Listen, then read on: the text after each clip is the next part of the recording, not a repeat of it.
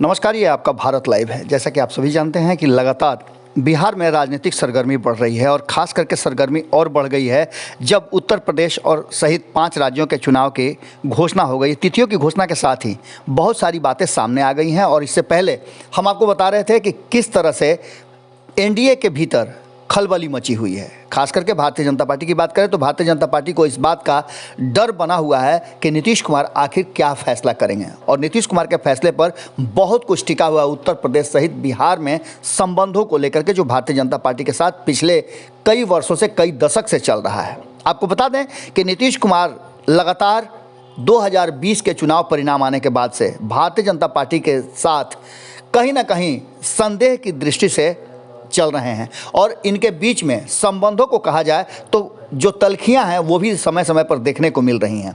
अब इन सब के बीच में जिस तरह से उपेंद्र कुशवाहा को सामने ला करके नीतीश कुमार चुप्पी साध लिए हैं वो बहुत कुछ कह रहा है। जहां एक तरफ आपने देखा होगा कि ललन सिंह जो पार्टी के राष्ट्रीय अध्यक्ष हैं वो लगातार अपने बयानों के माध्यम से भारतीय जनता पार्टी के साथ सब कुछ ठीक होने की बात कर रहे हैं, तो वहीं उपेंद्र कुशवाहा लगातार भारतीय जनता पार्टी को कटघरे में खड़ा कर रहे हैं।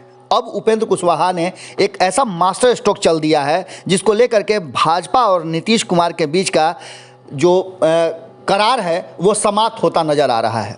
जैसा कि आप सभी जानते हैं कि चुनाव भले ही 5 राज्यों में हो रहे हों, लेकिन बिहार में भी एमएलसी के 24 सीटों के चुनाव ने एक बड़ा मुद्दा सामने रख दिया है। अब इस पूरे मामले पर एमएलसी चुनाव पर सीट शेयरिंग के समझौते को लेकर के, फॉर्मूले को लेकर के लगातार चर्चाएं चल रही हैं और उपेंद्र कुशवाहा ने सीधी तौर पे जो बातें सामने रखी हैं उनका सीधा कहना है कि वो एक डेग भी पीछे हटने वाले नहीं हैं। आपको बता दें कि 2015 में हमने आपको बताया था कि किस तरह से सीट शेयरिंग का फार्मूला तय किया गया था जब नीतीश कुमार महागठबंधन का हिस्सा थे। उस समय 10-10, 3 और 1 का फार्मूला तय हुआ था। 10 सीटें जेडीयू को मिली थी, जिसमें आरजेडी को 10 सीटें मिली थी, कांग्रेस को 3 और एनसीपी को 1 सीट मिली थी। लेकिन अब बदली हुई परिस्थिति में नीतीश कुमार और भारतीय जनता पार्टी के बीच में तलवारें खिंच गई हैं। जहां एक तरफ भारतीय जनता पार्टी के पास 13 सीटें थीं, वहीं इस 24 सीटों में से मात्र 9 सीटें नीतीश कुमार के पास थी। भारतीय जनता पार्टी की तरफ से बार बार ये संकेत दिया जा रहा है कि वो अपनी एक भी सीट अब छोड़ने के लिए तैयार नहीं है। 2019 में अलग परिस्थितियां थी जब लोकसभा चुनाव में भारतीय जनता पार्टी ने नीतीश कुमार की बात मान ली थी और उस समय परिस्थितियों के अनुसार उसने 50-50 का फार्मूला तय कर लिया था। विधानसभा में बिल्कुल वही हुआ कि नीतीश कुमार को 50-50 के फार्मूले पर मानने के लिए और तैयार रखने के लिए बाध्य होना पड़ा। इन सारी बातों को लेकर के अब जो सामने स्थिति नज़र आ रही है उसमें स्पष्ट नज़र आ रहा है कि कहीं ना कहीं ललन सिंह और तारकिशोर प्रसाद, रेणु देवी सहित विजय चौधरी की जो बातचीत हुई थी, इन सारी बातों के बीच में अब ये मामला अटकता हुआ नज़र आ रहा है। इन सारी बातों को लेकर के उपेंद्र कुशवाहा ने स्पष्ट तरीके से कहा है कि उन्हें तो 12 सीटें चाहिए ही चाहिए। अब ऐसी स्थिति में भारतीय जनता पार्टी को जिसके साथ जो एडजस्टमेंट करना है कर ले, लेकिन कहीं ना कहीं जदयू को आधी सीटें चाहिए। अब इसके साथ ही 2 मामले सबसे बड़े हैं। पहला तो ये कि हिंदुस्तानी आवाम पार्टी के साथ क्या होगा, वीआईपी को क्या कुछ मिलेगा या नहीं मिलेगा।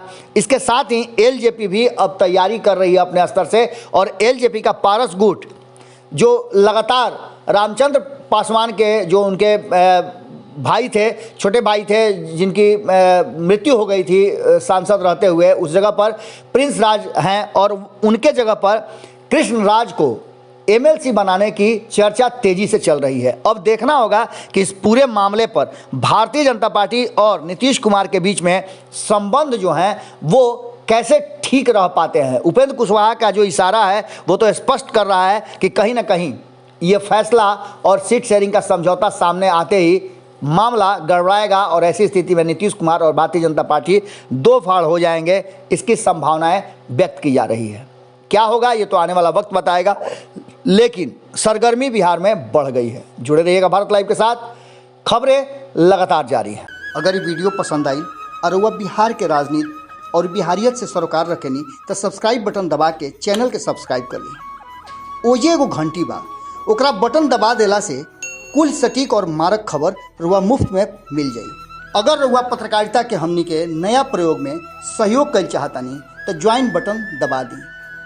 पेटीएम नंबर नोट कर लीं 9386816700। धन्यवाद।